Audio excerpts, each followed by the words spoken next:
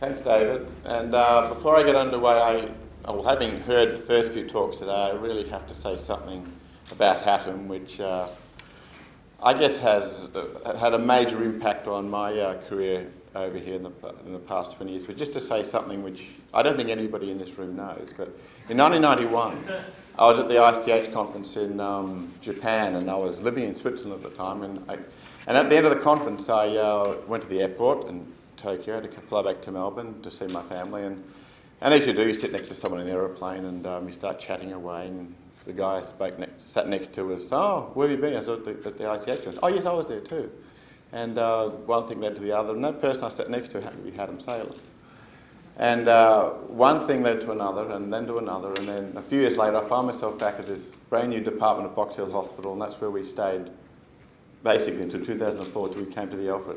So my entire career, having to returning to Australia back in 1993, has been with Hatem every minute of the way. And Hatem's been part of the roller coaster journey that we all experience in medical research, all the highs and some of the lows, but also Hatem was there as a rock of Gibraltar for me and helped me enormously, and I have enormous respect and utmost gratitude to you, Hatem, for what you've done and where you've led me in my career to today. So thank you very much. So, where's the driving machine for this thing? Does this thing? Oh, there it is, right. So I'm going to talk about the fibrolytic system, and particularly about tissue plasminogen activator. And although Chris mentioned to you a story about its use as a thrombolytic agent in stroke, that's certainly the case. You all know, all the clinical people will know about that. But in fact, there's another side of TPA that we only really began to appreciate in about the mid-90s, and really seriously in the mid-2000s. And this has had a major impact not only on thrombolysis, but on many other paradigms in the central nervous system, which we could never have forecasted back in the early days of plasminogen activator research and the fibrolytic system in general.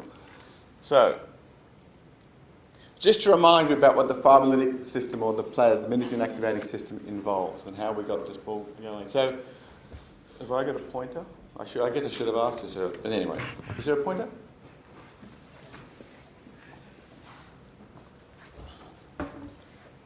Thank you. Oh, I'm close here. So the plasminogen activating system is a very powerful enzyme system that exists in all bodily compartments. And it essentially revolves around the activation of a powerful zymogen called plasminogen into this very powerful enzyme called plasmin. And this conversion occurs through two proteases, TPA and urokinase. And every man and their brother thought, and rightly so, that plasmin, when it was formed, had one main role in blood, and that was to get rid of blood clots. In fact, blood clots, by definition, are temporary matrices. They're not designed to stick around long, and as soon as a blood clot is formed, it initiates its very destruction, and that's what the fibrolytic system does. Gets rid of a blood clot. And that really heralded the beginning of thrombolytic therapy for myocardial infarction in the mid-90s for ischemic stroke. So that view is still correct, but there's an updated view, which is this one. In addition to the fibrolytic capacity that TPA and plasmin have, this system has remarkable effects in the central nervous system related to memory formation, excitotoxicity, neurovascular disruption, and neuromodulation. And that's what I'm going to talk to you about today, mostly. And what we're really trying to do, one of the things we're trying to do these days is to preserve the fibrolytic actions of TPA and plasmin without engaging these untoward effects in the central nervous system. That's a major challenge, but it gives us major opportunities as well. But first I want to convince you that this enzyme system that you're probably all familiar with from the blood actually has a major role in the brain. In fact, this is the figure that dragged me kicking and screaming into the central nervous system about 12 years ago. And we were looking at using transgenic expression models, looking at the expression of TPA in the whole animal. And we overexpressed a TPA gene promoter driving a laxative reporter gene in mice. And this TPA gene promoter had different lengths of the promoter, very long promoter, 9 kilobases long, and a very short one, 1.4. And we looked to see where the TPA gene was expressed, thinking it was going to be in blood vessels and so on and so forth, where we were expecting to find it. In fact, we found very little expression of TPA in the vascular compartment at all, which really surprised us. But what we did find was that it was robustly expressed in the brain, really, really impressively. So the left-hand image shows actually the shorter promoter, which didn't do any expression, or nearly any expression in the brain. But you can see the 9.5 kb TPA promoter directed this really profound expression of the brain. And this blue coloration, it shows the areas of very clear demarcation where the TPA gene was wanting to be expressed in the brain. There was nothing like this happening in the vascular compartment. It was really exclusively in the brain and the spinal cord. If you look inside the brain, look for staining of this reporter gene in the brain itself, you find really strong expression in the hippocampus, the medial habenula, and the dentate gyrus. Really, and when I give this lecture to third years, I call this the monkey face, because it looks like one. But this just highlights that TPA is expressed in areas of the brain involved in learning and memory, which I'll go on to explain a bit more shortly. But I think this serves to illustrate that this gene, this protease that everyone's been using as a thrombolytic agent to remove blood clots, actually had some really bizarre role in the brain which we had no idea about. Now, what I showed you then was a transgenic expression model, but what about endogenous TPA? Oops. What you're seeing here is what's known as in situ zymography, looking for TPA activity, endogenous TPA activity in the resting brain of a mouse. And these dark areas here represent TPA activity in the brain. You see areas of the hippocampus, the amygdala, and the hypothalamus. Here we have high levels of TPA in the brain without anything being done to the animal. Very high levels. And we thought, well, it has to be there for some reason, but it's got nothing to do with removing fibrin. There's no fibrinogen, let alone fibrin deposition. It must be doing something, but what is it? Now, a lot of the information we got came out of studies using TPA knockout mice. These mice were developed in the early 90s with the sole purpose, or the initial purpose, to see what happens to the hemostatic system when you don't have TPA. Everyone was expecting that you take a blood clot busting enzyme out of the animal, you're going to get a thrombotic phenotype. In fact, this phenotype was very, very mild, nearly non-existent, but there was a phenotype there. But what was found serendipitously was the remarkable effects in the brains of these animals. And a number of studies have shown that mice which have no TPA have all sorts of effects related to memory and learning. And as summarised here, TPA knockout mice have memory deficiency. So TPA has got something to do with the synaptic plasticity, maybe remodelling of synaptic projections or axonal projections. We did not know at the time what was going on, just that this was what the observation was. In addition to the learning and memory observations, the absence of TPA also had a number of other interesting side effects. Mice which don't have TPA don't suffer stress or anxiety. You might remember in that zymography image, there's a lot of TPA expressed in the amygdala, part of the brain involved in stress and anxiety. If you don't have TPA, the mice are really cool. They don't get anxious. There's all these stress models which you can put onto these animals. They don't succumb to it. And very intriguingly, TPA knockout mice do not suffer withdrawal to drugs of addiction. Ethanol, morphine, methamphetamine, cocaine. Really interesting observation, all probably related to its role in synaptic plasticity. I'll skip that. So I've mentioned something about observations that were made when a mouse does not have TPA, but what happens if you overexpress TPA in an animal? We know that the absence of the gene makes all these things I've mentioned earlier, but what if we overexpress it? So these are mice we had obtained from Geneva in Switzerland, and these mice overexpressed the mouse TPA gene exclusively in the brain, driven by neuronal specific promoter. Here you see the expression of TPA in the transgene compared to the normal mice, very high levels of expression of TPA. These mice are perfectly fine, they're not bleeding, not causing bleeding problems, they reproduce normally, there's nothing untoward about them, nothing obvious untoward about them, but what was noted about these animals is that they're really smart. They have enhanced spatial learning capabilities in these maze models and spatial learning. So without this proteolytic enzyme, you have deficiencies in learning. If you overload the brain in a way which doesn't hurt you in any way, you get more alert or more improved cognitive function. Who would have imagined this, who were dealing with TPA as a thrombolytic agent back in the 80s? So there is I put it the dark side, but it's probably a wrong word, but it's the another unexpected side.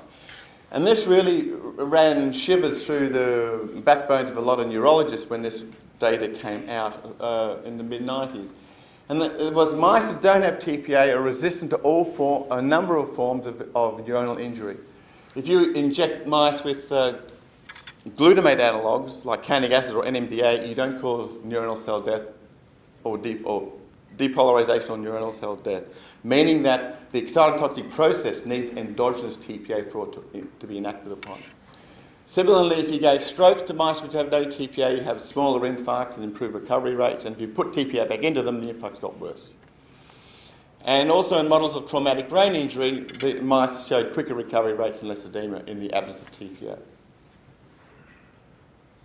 Now, although we were thinking at the time this had something to do with neurotoxic paradigms, and there's probably an argument that there is some component there, but more recently we have really strong evidence that's come out of many labs that TPA directly influences the permeability of the neurovascular unit. And that may be more important to explain what TPA is doing in these other injury models. So TPA contributes to all sorts of injury paradigms in the central nervous system: excitotoxicity, ischemia, and TBI. Now, you heard about stroke from Chris, and the way we're moving forward with new thrombolytic agents to improve the time window and the safety profiles of thrombolysis. But just to give my introduction on this topic, I mean, as Chris said, TPA is currently the only currently approved drug for thrombolytic therapy in stroke. It's still used in MI, and it is very effective, but you have a really restricted time window. Although they're juggling the time window depending on which patients are selected these days, but more by and large there's a 4.5 hour time window, after which you don't really want to give TPA. And the reason you don't give it is that you get an increased risk of intracerebral hemorrhage. And bearing in mind that all sorts of studies have linked TPA itself as a means of opening the neurovascular unit or increasing BB permeability, it stands to reason that some of these lengths of TPA promoting intracerebral hemorrhage may be related to its effects on the neurovascular unit. And just to give you one animal model example that TPA can actually do this, the paper published 10 years ago, if you just inject TPA into the ventricles of a normal mouse, you can get increased extravasation within 1 hour. Now, TPA into the ventricular cavity of a mouse, you promote extravasation. So TPA can initiate some signaling system to open the BBB and let influx of proteins. Now, notwithstanding what I said, I mean, TPA is a wonderful drug. I'm a real TPA fan, believe me. But nonetheless, its restricted use in stroke prompted this book to come out. TPA for stroke, a story of a controversial drug, because everyone is terrified. Well, when I say everyone, a lot of people are concerned about the risk of bleeding in thrombolytic therapy, not just for stroke, but in any condition. And that's really laid the foundation for these authors to write the story about how from TPA going from the bench to the bedside, really what the limitations are. And for people in thrombolysis, this book is very well worth reading.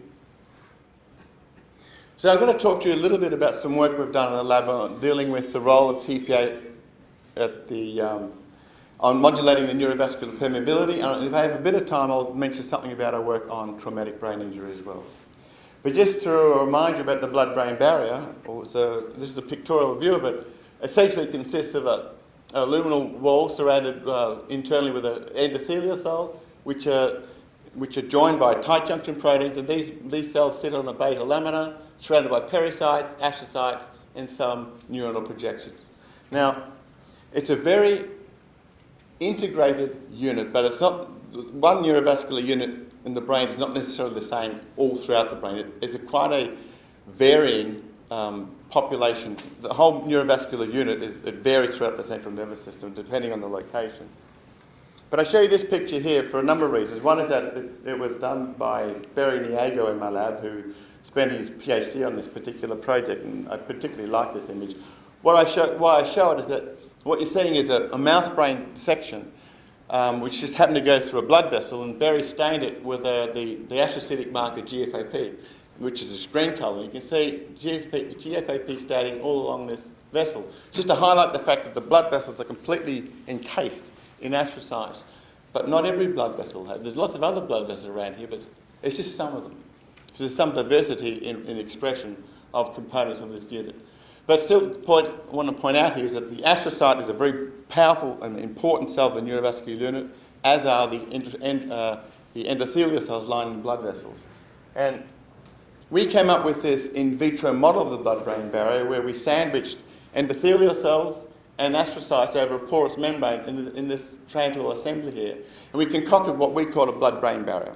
Of course, it's a piece of plastic and two cell layers, but we call it tongue-in-cheek a blood-brain barrier model. And we used this to look at permeability changes. And the way we could do that was to add our agents of interest into the luminal compartment of these transport. After a certain period of time, we put in a tracer. In this case, it's FITC labelled albumin, and look at the transfer of albumin from the inner to the outer compartment. And we tested all the thrombolytic agents that I had access to, which is more or less everyone that's around these days. And Chris has alluded to some of these. We looked at dose dependency, we looked at plasmin, requirements for plasma, we looked at signaling pathways, various parameters that were pursued in this study. And this is work from Barry Niego, who I mentioned already. And what Barry came up with was that the TPA depth was really powerfully open, increased permeability in this model of the BBB. It also did it in a time-dependent manner, even in a few hours, just adding TPA to the inner well would open increased permeability of albumin from the inner to the outer compartments. For TPA to do this, it had to be an active protease. If you inactivated TPA, it could no longer work as an enzyme. It had no effect whatsoever, so it needed catalytic activity. Urokinase is the sister plasminogen activator, which doesn't need fibrin for its activation. It's actually a more powerful plasminogen activator than TPA. It had no effect whatsoever, so there was a selectivity in the ability of TPA to do this. And a truncated variant of TPA, namely retiplas, which is included here in Australia, especially in the first three domains of the TPA molecule, it was largely inactive as well, telling us that some parts, what parts of the TPA molecule were important. And finally, tenecteplase and desmodoplas, the two drugs that Chris alluded to, that are current. Well, one's in phase 3, the other's going to phase 1 clinical trial in stroke. Tenecteplase was half as effective as TPA, which is already good, it was down, but desmodoplas had no effect whatsoever on opening the BBB in this particular model. Now, this is a long story that Barry spent many years studying, but just to summarise what we found out, or what Barry found out, is that the ability of TPA to do this was not only did it need to be catalytically active, but it had to make plasmin. It was entirely plasmin dependent. And Barry found out there was a number of receptors that are involved in both astrocytes and endothelial cells that had to be engaged by TPA and plasminogen to make plasmin right on the cell surface, which then activated a signaling pathway that we identified as the urokinase pathway in astrocytes. And that was how TPA was doing this job. And we're now trying to use inhibitors of these pathways to see in stroke models to see if we can divorce the ability of TPA to modulate permeability without compromising its effects on thrombolysis. I'll just skip through that. Now, what's my time? 2 minutes. I'm buggered. So I'll just snapshot a bit of stuff on traumatic brain injury. So I mentioned earlier that TPA had been shown to be involved in, with the absence of TPA, you were better off, you had improved recovery following trauma. And that triggered a program we set up about 6 or 7 years ago here with a lot of help with Jeff Rosenfeld and more recently with Russell Gruen. I don't know if he's here right now, but we have an ongoing program on traumatic brain injury, and we set up this model called the controlled cortical impact model of trauma, where we can inflict a very reproducible injury into the parietal cortex of mice, and we look at outcomes, and we subjected our TPA knockout mice, our TPA overexpressing mice, our plasminogen deficient mice to trauma, just to see how they compared in their recovery rates. And we looked at albumin extravasation, lesion volumes, and all sorts of other readouts. Just to summarise what we found, a little bit like what we saw in stroke. No TPA, you're better off. A lot of TPA, you're worse off. And that what we didn't know in stroke is that a lot of the effects of TPA are due to it in turn activating another enzyme system called the matrix metalloproteinases, particularly MMP3. But curiously enough, in this case, it was when when the body was trying to get rid of TPA by forming a complex with pi1, that complex was causing the actual TPA. That complex was initiating a signal into the through LDL receptors, which was then opening the blood-brain barrier. So we had this completely unexpected result where, when the body's trying to get rid of TPA, it was actually promoting worsening the outcomes through opening the blood-brain barrier in trauma. And that we found the same outcome in a bunch of patient cohorts, but I'll just go down to the end. Here. Oh, that one. Sorry, I didn't get to the 3 slides I really wanted time. I didn't have time to talk to you about, but just to summarise the help that we've had, or I've had, apart from Hatem, of course, that set me up here back in '93. But my team was mainly Andre, Berry, and Miserly, who have been absolutely brilliant. I mean, I could not have. I mean, they did all this. I've sort of helped direct them where I could, but they've been the main underpinning, sort of giving the data we needed to succeed to the level we have. We've got really great support from Elisa and Amanda and Maria, some visiting postdocs from Sweden and Rachel, of course, all been very instrumental. Of course, around here, Jeff Rosenfeld's been on this journey with me recently on traumatic brain injury, and that's a growing field that we're doing now, and the other people listed there. And with that, I'll stop. Thanks.